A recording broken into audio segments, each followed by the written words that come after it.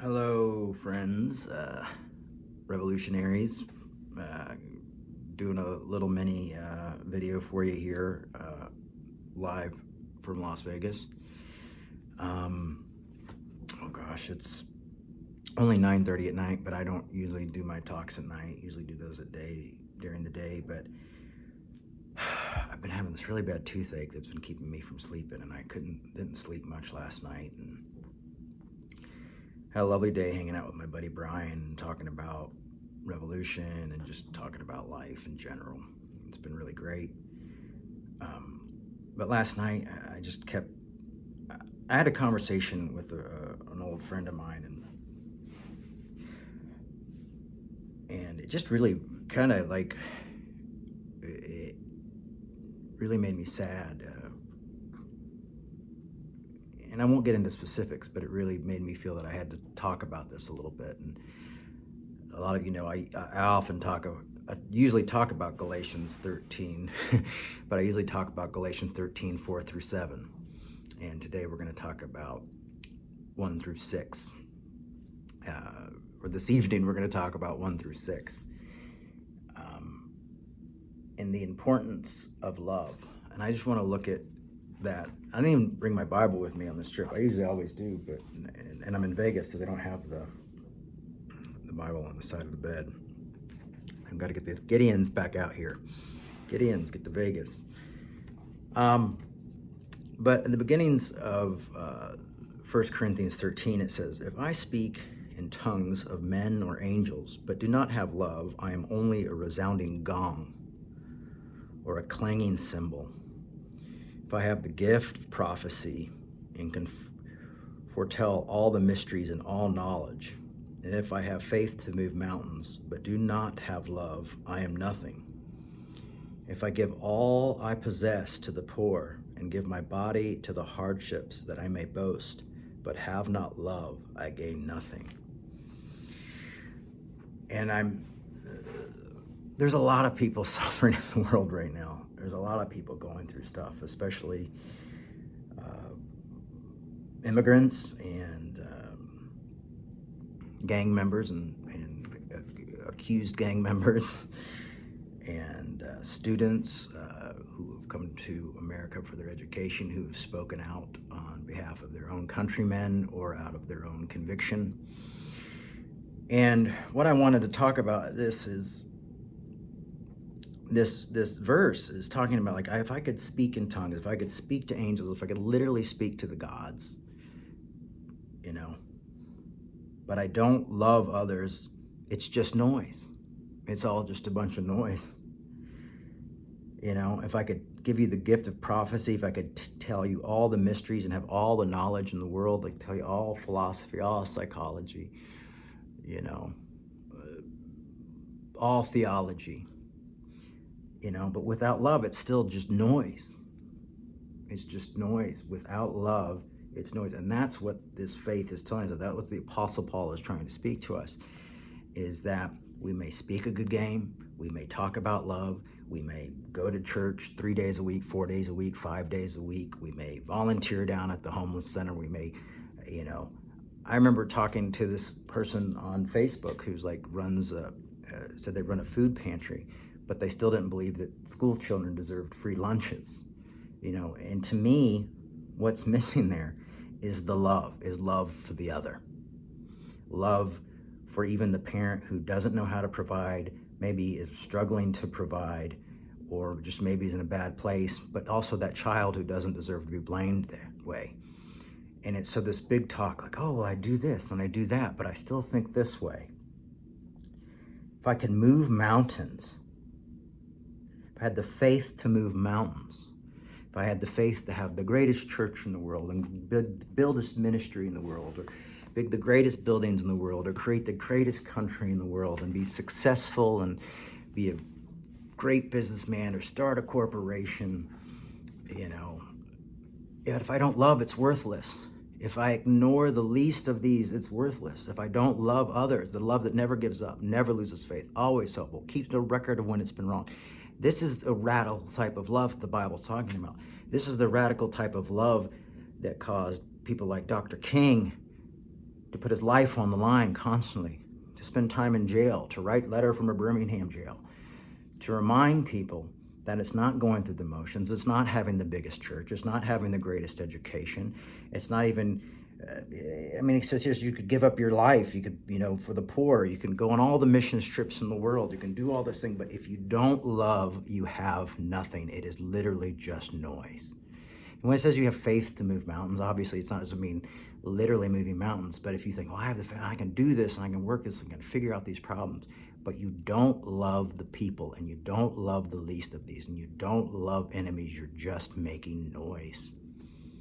It's just buildings making noise. It's just success making noise.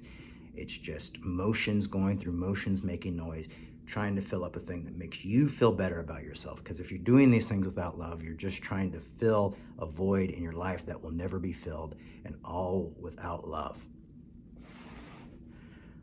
I talked to one of my friends who I've known for years, and he's a Christian, and I love Jesus, but I don't think, I think we need to get rid of all these these immigrants, and they're taking, and it's just the lack of love, the lack of compassion. Like we've lost it.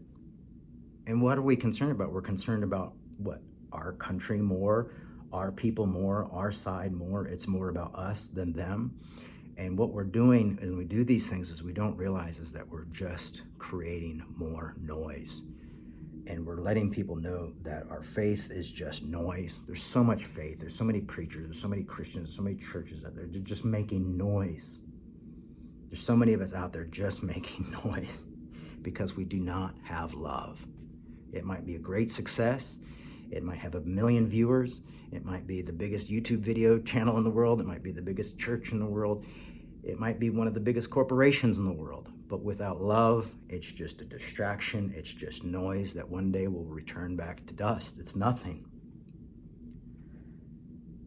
And I think it's important, this is like saying, like, you could be a Mother Teresa, but if you don't love people, it's pointless.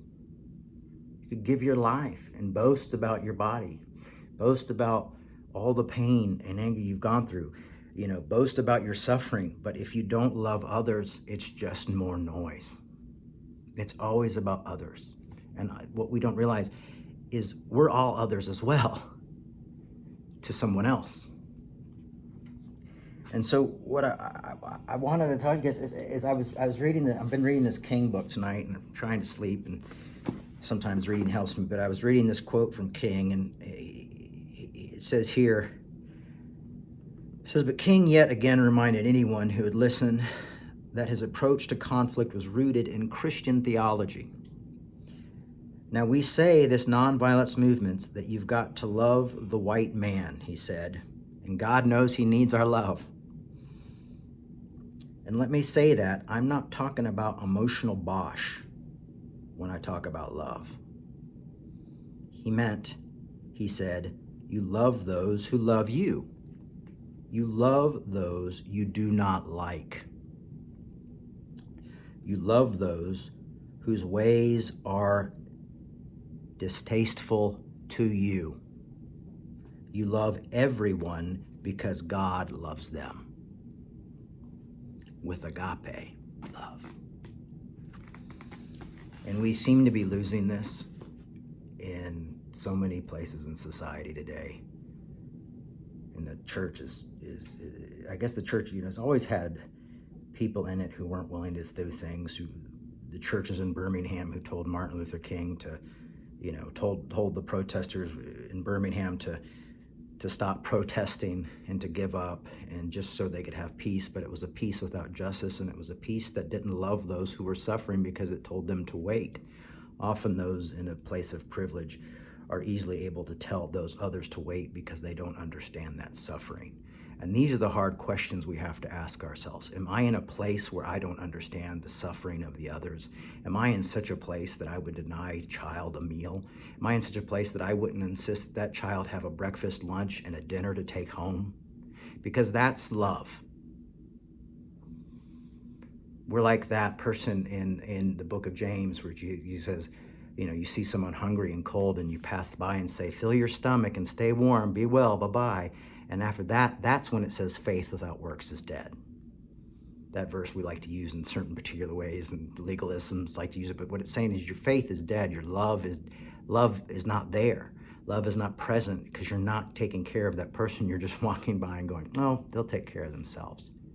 Just like the prodigal son that I mentioned in one of my last videos.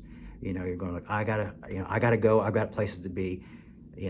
What would happen to me if I stop? But we have that. What would happen to them? What happens to these children? We've got to remind ourselves what love is. Again, we have to start to be reminded of what love is, that love is never giving up, never losing hope.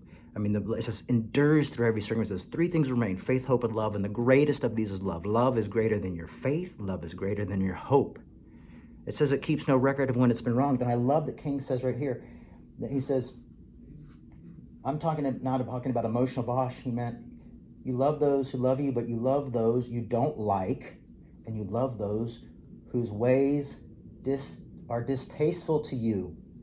Those that you don't agree with, you're distasteful. Oh, well, maybe they didn't come here legally, or maybe they're working on their things, or maybe they disagree with your political stuff, or maybe they disagree with your opinion on the war. We are called to love those people, not to ostracize those people, not to torture those people, not to put people in cages, but we justify it, and we forget about love.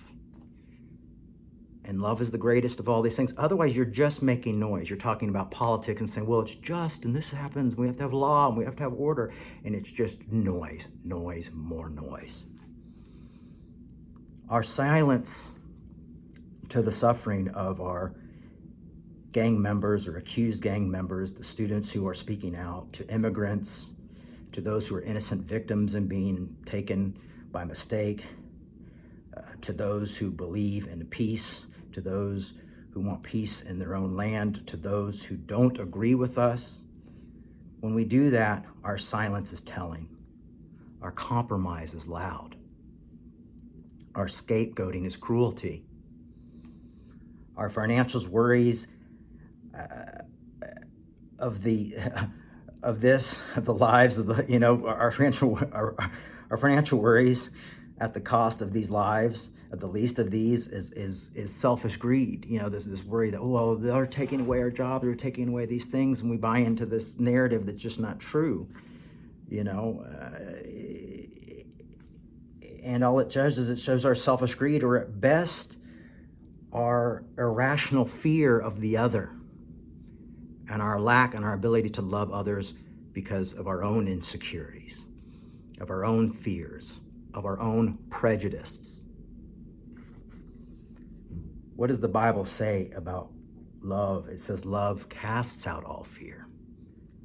So my thing to you is, if you follow Christ, or you're just a good human being who wants to help people, love people radically.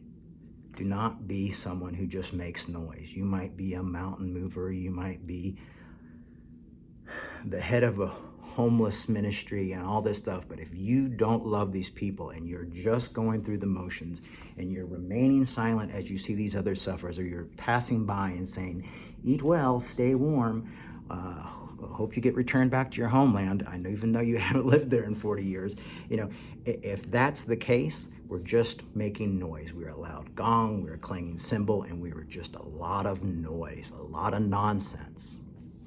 And so I want to encourage you all to love, and love radically, and love unconditionally, and make this world a better place through that type of love, through that agape love. I'm sorry, I'm tired, so this isn't the most pretty talk I've ever given, but I think it's one of the most important, is to remind us that we've got to get back to love and not allow politics to turn us into clanging cymbals, or not allow man's religion or legalism to turn us into clanging cymbals, or insecurity or our own prejudices to turn us into just noisy clanging cymbals and being worthless. Because without love, that's all we are. Thanks, everyone. See you soon. Bye-bye.